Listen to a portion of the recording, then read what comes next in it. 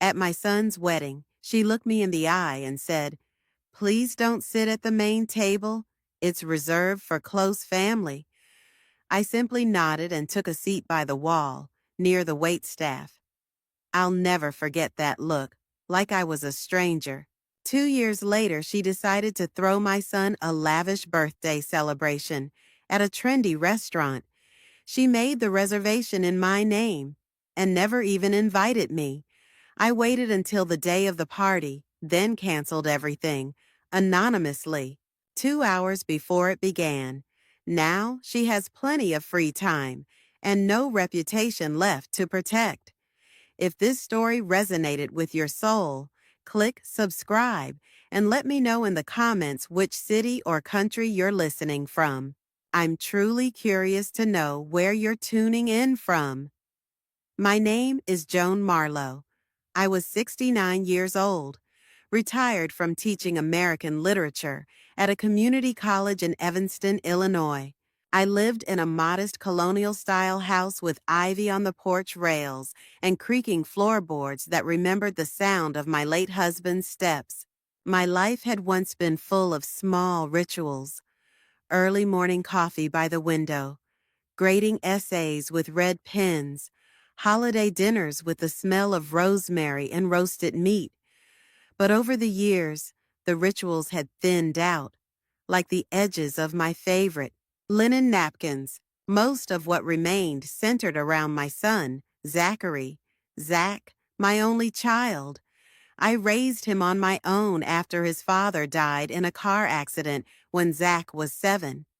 There were no second marriages, no siblings, no extended family near enough to lean on. Just him and me. I went without often, new clothes, trips, even dates, so I could pay for piano lessons and science camp, SAT tutors, and college applications. And when he made it through graduate school and landed a tech job in Chicago, I felt like every sacrifice had crystallized into something solid and lasting. Then came Carolyn. She was beautiful, ambitious, polished in a way that made everything around her feel like it needed straightening. She had an answer for every question, a plan for every event, and a smile that never quite reached her eyes when she looked at me. I tried. I smiled back. I baked pies. I offered to help with the wedding, but she said the planner had it under control. The guest list arrived by email, like a company memo. On the day of the ceremony, my seat was tucked against the wall facing the DJ booth. I didn't complain. I clapped and smiled and kissed my son's cheek. I gave them a gift card to a luxury spa, something I could barely afford. I kept showing up, even when I was placed at the edge of every photo or excluded altogether. Over the years, the invitations changed form. No more phone calls, only group texts, evites. "We're doing a thing for Zach's birthday if you want to drop by." Drop by. Like I was the neighbor, not the mother. I hadn't expected more, not anymore. But something about this time, it landed differently. I heard it from my neighbor, of all people. Marilyn, who liked to talk while trimming her hedges, casually mentioned, "So exciting about the party Caroline's throwing for Zach's 35th. My niece's band is playing at the same restaurant that night, and they had to rearrange for a private event. Must be a big deal." That's how I found out. No call, no mention, nothing. I went inside, poured myself some tea, and opened my laptop. I looked up the restaurant, the Alder Room, one of those new places downtown that serve things on slabs of reclaimed wood and called their waitstaff culinary guides. On their reservation calendar, the night of Zach's birthday was blocked out. Private event, Marlowe. It stung seeing my last name there and knowing it had nothing to do with me. It wasn't my event. It wasn't my table. And yet it was my child, my sacrifice, my story. That was the moment something shifted inside me, not like a crack, more like a silence deepened, a closing of one door and the slow unlocking of another. I didn't cry. I just bookmarked the restaurant's contact page and closed the laptop. Then I sat in the living room, sipping lukewarm tea, while the clock ticked in the hallway. No one had said I wasn't invited, but they didn't have to. The days after I learned about the birthday party passed with a strange clarity. I moved through my routines, feeding the birds in the backyard, folding laundry with the television humming in the background, writing grocery lists in my usual loopy script. But beneath all of it ran a quiet current. Something had awakened in me. Not bitterness, not even sadness. Something cooler, more exact. I felt like a librarian who had just remembered where she shelved a long-forgotten volume, and now she was walking steadily toward it with a purpose. I didn't bring it up with Zach. He hadn't called, and I didn't reach out. There was no conversation to be had. Caroline's silence was louder than any argument. She wasn't the kind of woman who made social mistakes. If I wasn't included, it was intentional. I'd known that for years, but now the shape of it became undeniable. I kept myself busy. I made soup from scratch, sorted the box of old photos I had been meaning to organize, and cleaned out the drawer where I kept batteries and twist ties and menus from restaurants I no longer visited. That's when I found my little black address book, frayed at the spine, the pages thin and oily from years of use. I flipped to the R section, and there it was, written in blue ink in my own hand. The Alder Room, 312 5555 1942. I stared at the number for a while. Then I picked up the phone. I didn't call that day, but I did look them up again. Their website had a new design, sleek and minimalist, the kind of thing that looked expensive without saying anything directly. There were photos of dark wood tables and exposed brick walls, tall candles and tiny appetizers arranged like modern art. It was exactly Caroline's kind of place, chic, curated, expensive enough to feel exclusive. A restaurant where no one dared laugh too loudly or ask for substitutions. The reservation for March 17th was still on the books, blocked out. Private event, Marlowe. I read the FAQ. I learned their policies. Cancellations must be made 24 hours in advance for partial deposit return. Less than 24 hours, and the entire payment was forfeited. I noted that detail carefully, the way I used to take notes during department meetings. I didn't make a decision that day. I just collected information, observed. 2 days later, while shopping for produce, I saw one of the women from Caroline's friend group, Eliza, I think her name was.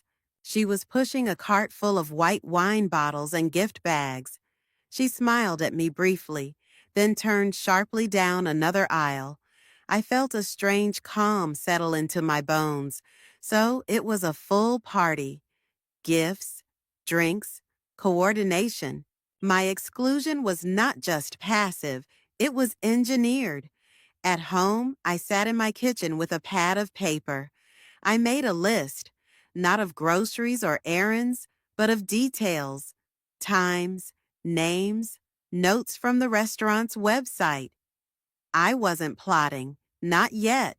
I was preparing, because if I was being erased, I wanted to feel every inch of it, see it clearly, trace it with a pen. There was something about naming a wound that made it lose a bit of its power. Later that evening, I pulled out a box from the hallway closet. Inside were old holiday cards, receipts from Zach's first apartment that I had co-signed for, a faded invitation to his college graduation dinner, held in my backyard, with paper lanterns and a sheet cake that said, "To New Beginnings." I held that invitation for a long time. The handwriting was mine. The guest list was handwritten on the back. Caroline hadn't been at that one. That was before she had taken the lead in all things social. The contrast was sharp, and still, I didn't feel rage.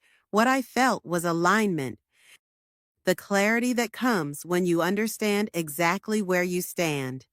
By the end of the week, I had printed a calendar page and circled the 17th in red ink.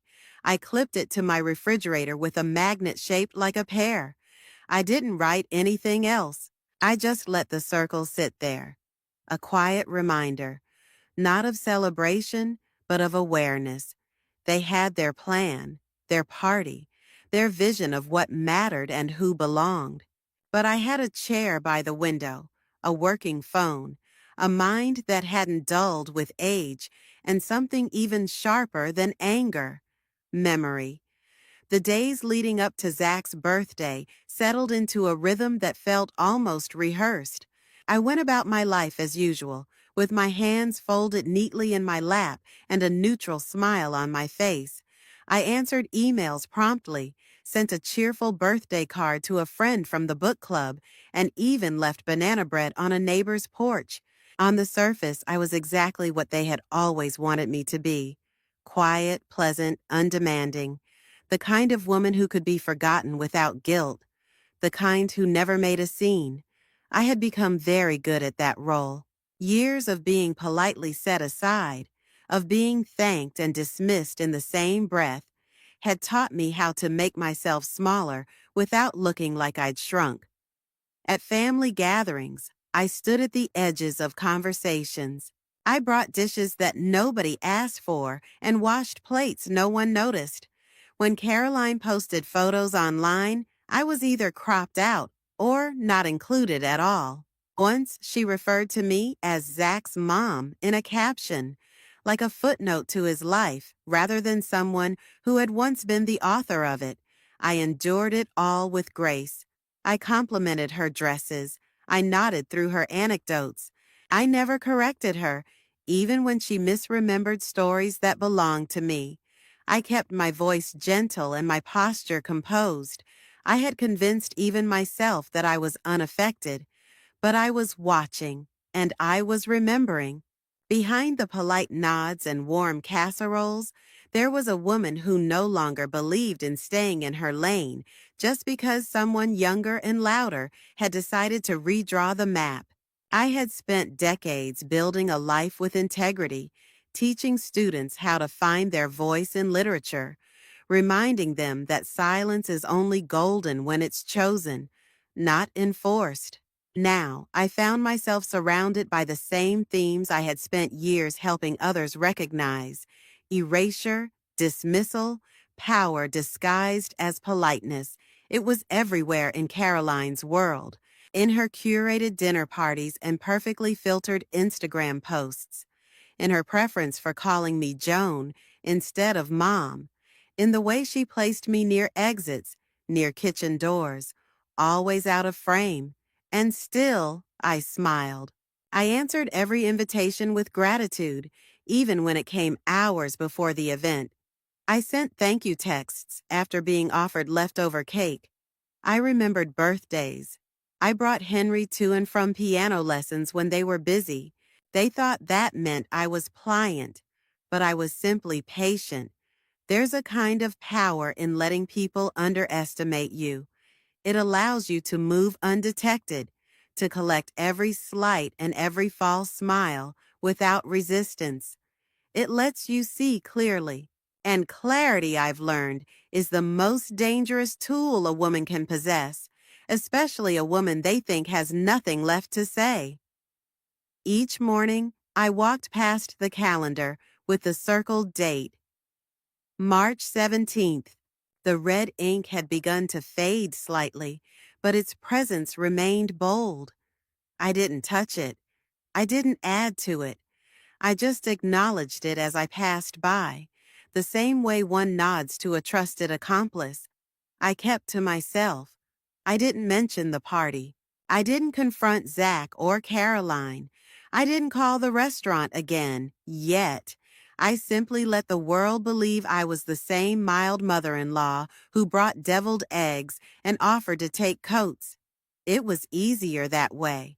One evening, I received a group message from Caroline, a cheerful update about Henry's school play, a casual, we'll try to do something small for Zach's birthday, maybe just family. It was a sentence crafted to excuse my absence after the fact, to imply I had chosen not to come. She was already preparing her version of the story. I gave the message a thumbs up emoji. That was all. Then I went to the kitchen and opened the drawer where I kept my documents. I pulled out a notepad and began writing the script of my own story. Not one made of confrontation or rage, but of precision, of quiet understanding, of consequences that arrived like soft footsteps on a hardwood floor. Not loud, not sudden, but inevitable. They had taught me to speak only when spoken to, so I would answer yes, but not with words. It was a Thursday morning when I decided to make the call, not the call itself, not the one that would change everything, but a trial run, a dress rehearsal, if you will. For a moment, I had been circling around in my mind with a quiet, unwavering focus. The phone was cool in my hand, the air around me still, the clock on the wall ticking with the kind of rhythm that felt like permission. I sat down at the kitchen table, cleared my throat, and dialed the number I now knew by heart. The Alder Room. I spoke with a young woman, her voice bright, cheerful, professional. Her name was Zoe. I introduced myself with a made-up name, something neutral and forgettable. I said I was assisting with a family event. I asked about the reservation on March 17th, and she confirmed it without hesitation. Yes, the Marlowe party. Yes, 24 guests. Yes, the private room with the string quartet option and the custom dessert menu. Everything was arranged. Everything was polished. I asked about cancellation policies. Just to confirm, I said, for peace of mind. Zoe was gracious. If canceled more than 24 hours in advance, the deposit would be partially refunded. After that point, it would be forfeited. She asked if I was thinking of making changes. I smiled into the receiver and told her I was just being thorough. Then I thanked her and ended the call. I sat there afterward for a long time, the hum of the refrigerator pressing against the silence. My hands rested gently in my lap. I felt calm, not triumphant, not even satisfied, just steady, grounded, like a train easing onto the right track after miles of wrong turns. I had gathered the details I needed. I knew the time limits. I knew the process. I had no intention of striking without precision. It had to be exact. It had to be clean. For years I had been on the outside of conversations. I had been the recipient of half invitations, of vague gestures. I had been reduced to a footnote at events that should have been mine to host, to witness, to remember. I had swallowed so much silence, it had become a second language. But this was a moment that belonged entirely to me. Not out of pettiness, not out of revenge, but out of correction. This wasn't about erasing their joy. It was about restoring my presence, even if through absence. I thought back to Caroline's sharp glances at past family functions, the way she subtly redirected conversations away from me, the way she'd make decisions and announce them as if they were mutually agreed upon. I thought of Zach's slow withdrawal, the way he defaulted to her lead, the way he'd stopped asking me what I thought, or if I was coming, or how I was getting home. I remembered the Christmas when I brought a gift for Henry, an illustrated book I used to read to Zach, and how Caroline had gently placed it on a side table and never gave it to him. I remembered the Thanksgiving when I arrived with a pie and found out dessert had already been catered. I remembered the text on Mother's Day. Hope you're doing something nice for yourself. Yes, I remembered everything, and now I rehearsed my part in their performance. Not as a guest, not even as a forgotten prop, but as the stagehand who knew exactly where the switchboard was hidden. I spent the rest of the day walking through the local park. The trees were still bare, their branches sharp against the sky. I passed joggers and young mothers pushing strollers. I thought of how many birthdays I'd spent baking cakes, blowing balloons, wrapping presents with care. I thought of how I'd once told Zach that kindness was a full-time job, not just a costume you put on when the lights were bright. That evening, I made myself a simple dinner: roasted vegetables, a slice of sourdough, chamomile tea. I watched an old black and white movie I had loved in college, the kind with real pauses between lines, with silence that meant something. I went to bed early. I dreamed of a long table set for a party, the seats all filled with people who talked over each other, not noticing the one empty chair at the end. And in the morning, I woke up knowing exactly when I would call. The morning of March 17th arrived gray and overcast, the kind of morning that didn't demand anything of you. I woke early before the alarm, the way I used to before parent-teacher conferences or standardized testing days, days that required calm precision. I lay still for a moment, watching the ceiling, feeling the weight of what I was about to do settle gently across my chest. Not heavy, not suffocating, just real. I went through the motions of my routine with an odd sense of grace. I brewed a fresh pot of coffee and buttered 2 slices of toast. I ate slowly, without rush, the way one does when time is entirely theirs. Outside, the trees swayed in a low wind, branches bending without resistance. A few sparrows hopped along the patio, their heads twitching as they pecked for crumbs I had left out the day before. At precisely 11:03 a.m., I picked up the phone. The number was already entered. My hand didn't shake. My voice, when it came, was steady and warm. I spoke with someone new this time, a man, polite and slightly distracted. I told him I was Carolyn Marlowe. I used the same clipped tone I had heard her use so many times when speaking to baristas, to stylists, to Uber drivers. Polite but detached. The voice of someone who believed things should happen exactly the way she envisioned. I said something had come up. An emergency. I apologized for the short notice. I thanked him for his understanding. I asked him to cancel the reservation for that evening's private event. I said I understood the policy.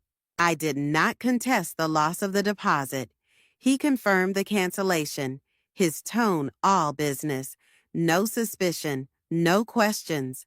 I thanked him again and hung up. The silence that followed was immediate and full. I placed the phone down gently on the table, then walked to the sink and washed my coffee cup, dried it, and returned it to the cupboard. My movements were slow and deliberate, like a dancer practicing alone. That afternoon, I baked an apple crumble. I diced the apples with care, sprinkled cinnamon, nutmeg, a touch of lemon zest.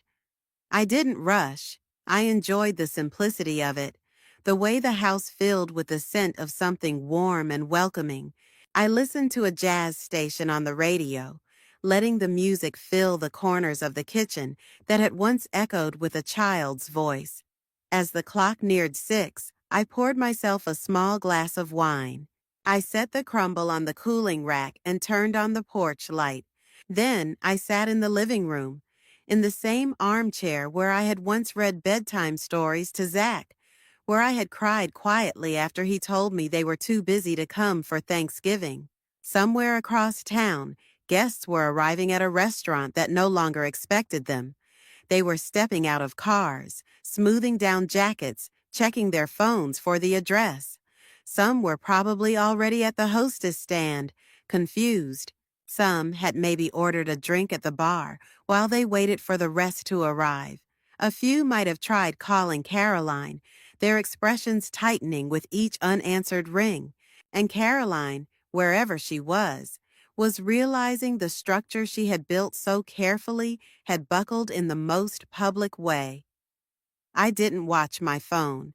I didn't check social media. I didn't call anyone. I simply sat and listened to the faint rattle of the wind against the window panes and the soft hiss of the oven cooling down.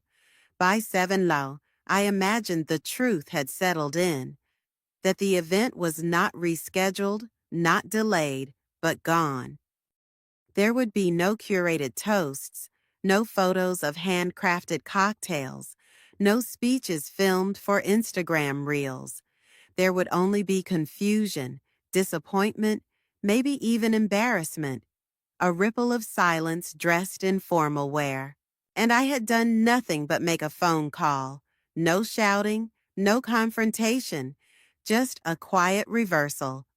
By the time the sun disappeared completely, the sky turning indigo behind the tree line, I lit a single candle on the kitchen table. I served myself a plate of warm crumble, added a scoop of vanilla ice cream, and took the first bite while standing at the sink. It tasted sweet, not like revenge, like freedom, like truth being returned to the person it belonged to. I hadn't tried to ruin their night. I had simply removed the illusion, pulled away the veil, let them sit with the reality they had crafted without me. And when the silence returned, deep and still, I welcomed it. 2 days passed before I heard anything. Not directly, of course. Caroline wasn't the kind of person to call in a panic, and Zach had grown more and more comfortable with silence over the years. But the world has a way of letting whispers find you, even when you're not looking. The first came through a neighbor, an older woman named Irene, who played bridge with someone in Caroline's circle. She stopped me on the sidewalk, the way people do when they want to ask a question without appearing too curious. "Strange what happened at that restaurant the other night," she said as she adjusted the clasp of her purse. "Heard there was some mix-up with the reservation. Must have been a nightmare." I nodded gently, offered a soft sound of sympathy. Didn't ask for more, but more came. Later that evening, while I was reading on the porch, I got a message from a woman I barely knew, someone I'd met at one of Henry's birthday parties a few years ago. Her text was casual, gossipy in tone, but her words were careful. "I assume you weren't at the party? Total disaster. People standing around in suits with nowhere to sit. Heard some folks just left. Poor Carolyn." Poor Carolyn. The phrase lingered in my mind longer than it should have, not because I disagreed, but because I recognized it for what it was, an early effort to build a story, to reposition, to reclaim ground before too many questions were asked. And I knew Caroline well enough to know she would use every ounce of charm and strategy to control the fallout. But some things can't be cleaned with spin. They had invited too many people, public people, people who took photos, who planned their outfits, who arrived expecting curated perfection. There were no photos on social media, no videos of toasts, no stories filled with glittering filters and group selfies, just silence. The kind that thickens and turns heads at brunch tables and coffee shops. And once silence starts looking like failure, people don't come back. That's what hit her hardest, I think. Not the canceled reservation, not the wasted deposit, but the empty follow-ups, the people who stopped texting, the ones who changed the subject, the slow erosion of a reputation built not on truth, but on appearances. I saw it in fragments, in the updates that drifted my way like leaves blown from other yards. One woman posted a vague quote about true friends showing up for each other in tough times, which I knew was Caroline's attempt to salvage sympathy. Another posted a story from a different event on the same night, cheerfully tagging all the people who should have been at Caroline's party. No mention of the canceled dinner. Not a word. Absence became the story, and absence doesn't apologize. I took no joy in it. That's what people never seem to understand. This wasn't about victory, it was about visibility, about not being erased, about making the shape of my absence sharp enough to cut. I baked a loaf of sourdough that Sunday, gave half to the woman next door, read the local paper cover to cover. I didn't think of Caroline until late in the evening when I passed the mirror in the hallway and caught my own reflection, calm, whole, unmoved. She hadn't called. Zach hadn't either. I imagined the tension in their home, the careful words, the shift in tone, the cracks starting to show in the polished surface of their life.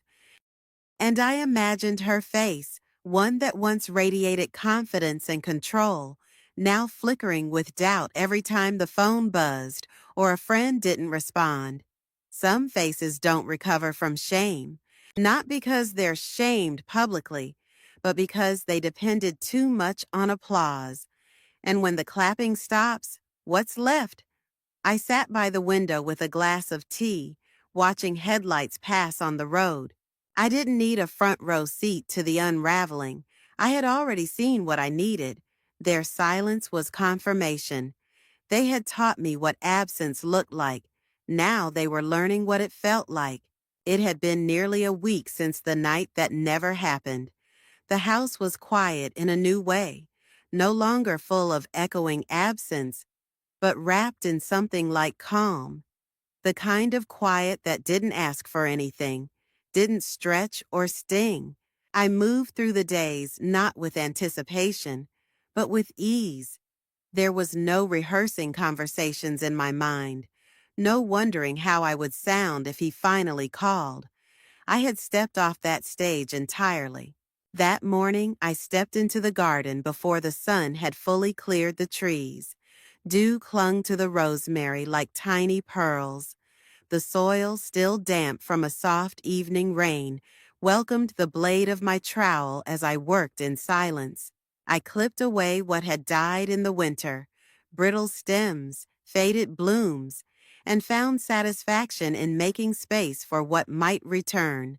My gloves grew dark with earth, and my sleeves brushed against mint and thyme, releasing their oils like memory. It was there, with my knees pressed into wet ground, that I felt something I hadn't known how to name. It wasn't happiness or even contentment. It was permission. Permission to exist outside of anyone else's expectations, to stop waiting, to stop grieving something that had already shown me it wouldn't come back. Later, after a shower and a fresh set of clothes, I stood in front of the mirror and brushed my hair slowly, without purpose. I took my time making tea, letting the kettle whistle longer than needed. In my armchair by the window, I watched the light shift across the living room floor, the way I once watched Zach stretch across that same space as a teenager, sprawled, oblivious, so completely mine in a way he no longer was. But the ache of that memory had dulled. I didn't flinch when I remembered it. I let it live in the space it had earned. It had become a part of me that no longer hurt to carry. That afternoon, I opened a new notebook and began writing a list, something I hadn't done in months, but not chores or errands or reminders.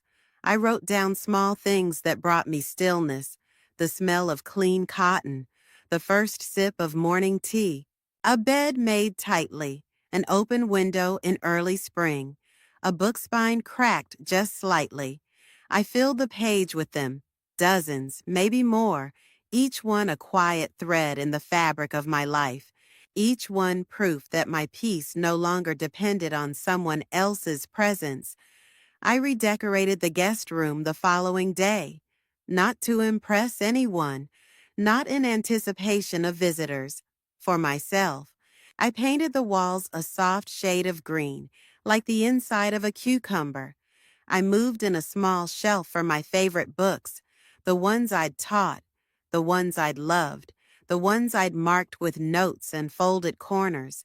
I brought in a lamp with a soft golden glow and draped a woven quilt across the chair near the window. I framed a photo of my mother, her in her garden, laughing, and set it on the nightstand. I didn't take photos. I didn't share it with anyone. It became mine in a way few things had been in a long time. I passed by my phone more often than I touched it. Zach's name still sat in the recent call list, a faint echo of effort that no longer asked for reciprocation. I didn't delete it. I didn't stare at it. I simply let it be. He hadn't called. That absence had taken root, but it no longer grew thorns. I began to understand that silence, when chosen, could be as much a shield as a wound. There was power in letting the phone ring and not needing it to mean anything. There was peace in the empty inbox, the undisturbed voicemail. Some conversations go unspoken not out of neglect, but because they have no new ending to offer.